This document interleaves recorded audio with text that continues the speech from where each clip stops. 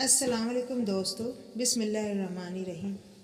آیت الکرسی قرآن کی سب سے عظیم ترین آیت ہے۔ حدیث میں رسول صلی اللہ علیہ وسلم نے اس کو تمام آیت سے افضل بتایا ہے۔ حضرت ابو ہریرہ فرماتے ہیں کہ رسول صلی اللہ علیہ وسلم نے فرمایا، سورہ بقرہ میں ایک آیت ہے جو تمام قرآن کی آیتوں کی سردار ہے۔ جس گھر میں پڑھی جائے شیطان وہاں سے نکل جاتا ہے۔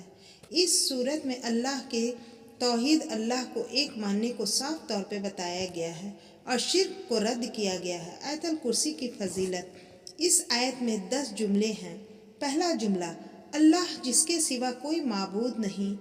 اس میں اللہ اس میں ذات ہے، جس میں معنی ہے وہ ذات جس کے اندر تمام کمال پائے جاتے ہوں اور تمام برائیوں سے پاک ہو اور اس کے سوا کوئی معبود نہیں۔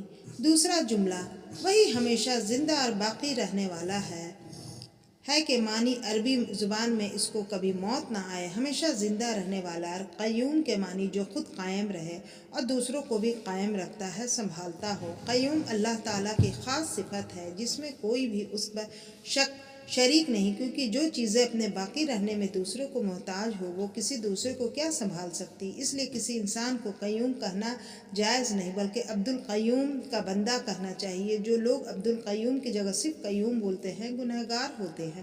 تیسرا جملہ، نہ اسے اونگ آتی ہے نہ نیند، اللہ کے سہارے ہی ساری کائنات قائم ہے۔ اس لیے ایک عام انسان کا خیال اس طرف جا سکتا ہے، جو ذات اتنا بڑا کام کر رہا ہے اسے بھی کسی وقت تھکان ہونا چاہیے اور کوئی وقت آرام اور نیند کے لیے چاہیے، لیکن اس جملے میں محدود اور ادنا سا علم رکھنے والے انسان کو بتا دیا گیا ہے کہ اللہ کو اپنے جیسا نہ سمجھے۔ اس کی قدرت کے سامنے یہ کام کچھ بھی مشکل نہیں۔ اس کی ذات نیند اور تھکان سے بری ہے۔ سورہ فیل اور ابابیل کا واقعہ۔ چوتھا جملہ، جو کچھ آسمانوں میں ہے اور جو کچھ زمین میں ہے سب اسی کا ہے، جس کا مطلب ہے تمام چیزوں کو زمین اور آسمان میں ہے سب اللہ کی ہی ملکیت میں ہے، جو جس طرح چاہے اس سے تصرف کرے۔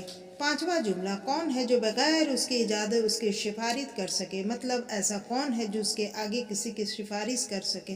ہاں، کچھ اللہ کے مقبول بندے ہیں جن کو خاص طور پر بات کرنے کی اور سفارش کی اجازت دی جائے گی، لیکن بغیر اجازت کے کوئی سفارش نہیں کر سکتا۔